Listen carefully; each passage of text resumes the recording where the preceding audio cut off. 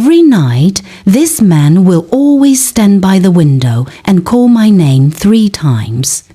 Agatha, Agatha, Agatha.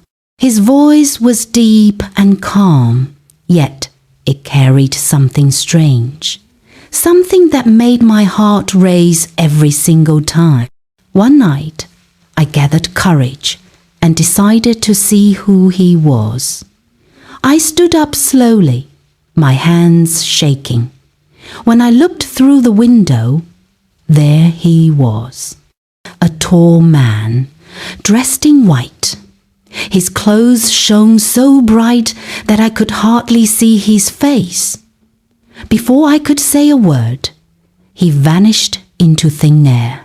I turned around. My siblings were sleeping so peacefully, like nothing happened. Why am I always the only one hearing this man's voice?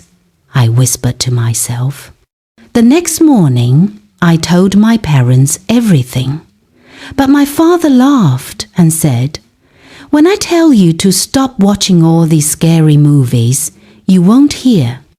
My mother agreed with him. Even my sisters joined and mocked me. I just walked away quietly. I knew they wouldn't believe me.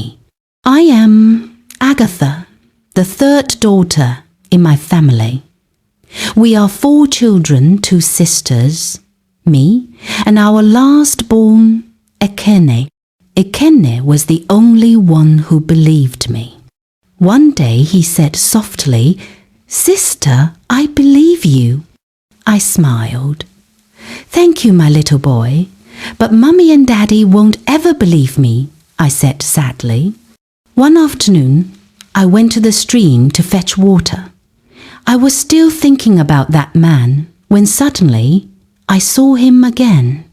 This time, he didn't say a word. I froze. My legs became weak. "Who are you?" I asked, my voice shaking. "What do you want from me?" He didn't reply. My heart almost jumped out of my chest. I dropped the water pot and ran as fast as I could. When I got home, I told my parents again, but they still didn't believe me. My elder sister shouted, "Will you go back and fetch the water for me now and stop all this drama? I want to go out." Tears dropped from my eyes as I went back to the stream.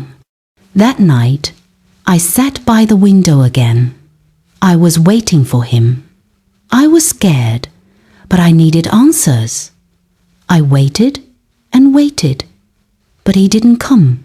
I became tired. I locked the window and went to bed. Few minutes later, I heard the whisper again.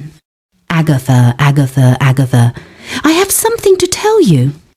My eyes opened immediately. The window, it was wide open. "But I thought I locked it," I said, trembling. What could he possibly mean by he has something to tell me? The next morning, nothing happened. I went to school, but I couldn't focus. The thought of that man kept haunting me. I had to tell my best friend, Tina. "I don't know, Tina. Every night, I see this man standing by our window saying strange things," I said nervously.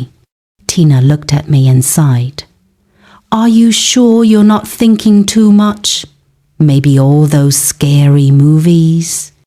"What are you saying?" "I'm telling you what I saw, and you're sounding just like my father," I shouted. She looked confused. "I'm sorry, but it just sounds somehow. I don't know what to believe." "Never mind," I said, walking away. That night, I couldn't sleep. The man said he had something to tell me. I wanted to know what it was.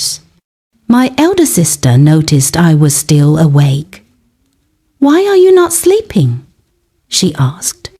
"Sister, I don't feel sleepy," I replied.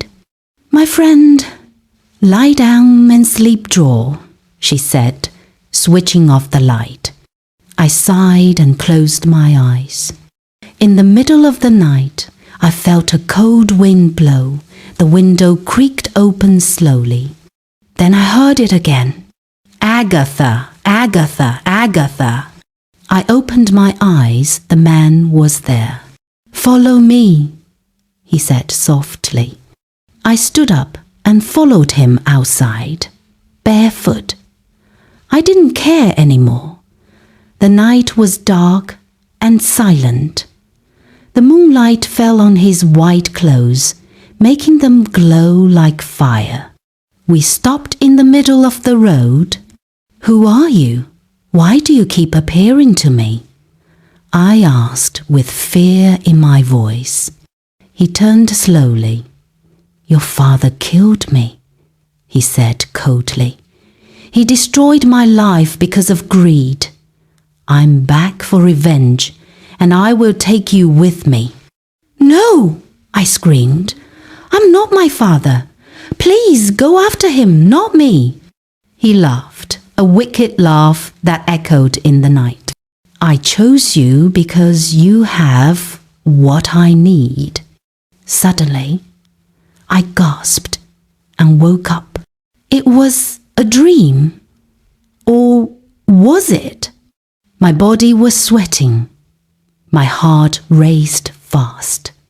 Oh God, what is this? But it looked so real. The next morning, I waited for my father in the living room. When he came out, I folded my arms. Dad, we need to talk. He frowned. About what? Did you kill anyone? I asked quietly. His eyes widened immediately. What did you just say? Who told you that? Oh, so you know what I'm talking about, I said, staring at him. I don't know what you mean. Who told you? He asked again, looking scared. The man I see every night by the window. He told me you killed him. My father froze. His lips trembled. No one should know this, my daughter, he whispered. Why, Daddy? I asked in tears. It was a mistake. I didn't mean to kill him. It was long ago, when I met your mother. So you killed someone because of Mum? I asked, shocked. Keep your voice down, he said angrily. Just then, my mother came out. She had heard everything. Is it true? She asked in a trembling voice. What is true? Honey, come on, my father stammered. I heard everything. Is it true? She screamed, waking everyone up. What's going on? My elder sister asked, confused. Their mother turned and shouted, Ask your father this murderer. Murderer? They all chorused. My father's face fell. He couldn't hide it anymore. He began to confess. It happened years ago. I was jealous of my friend Okafor. He liked your mother, and I couldn't stand it because I liked her too. We fought one evening. I hit him with a bottle. He fell and didn't move again. What? My mother shouted. You told me he travelled. You buried him, didn't you? He nodded slowly. I was scared. I buried him that night. I didn't mean to kill him. My mother cried. I will never forgive you for this, she said, and ran into the bedroom. Dad, I'm so disappointed in you, my sister said and walked away. Please forgive me, he kept saying, but no one listened. Then I said quietly, Daddy, you need to go to where you buried him and beg for mercy. That's the only way this will end. He nodded slowly. I will do that. Please, help me beg your mother. She's tired, Dad.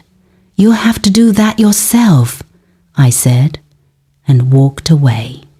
The next day, we all went to the place where he buried Okafor. My father knelt down and begged for forgiveness. He did a proper burial for him. After that day, everything went calm again, but my mother never forgave him.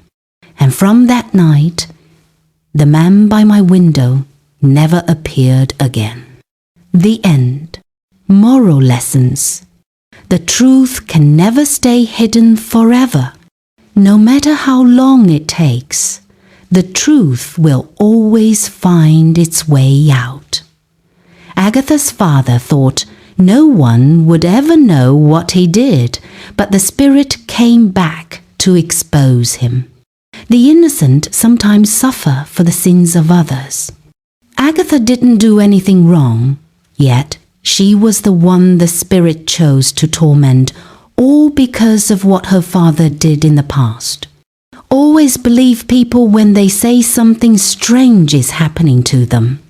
Agatha's parents and siblings didn't believe her until everything became real. Sometimes, what looks like a joke or a lie may be the truth. What did you learn? Drop it in the comments section.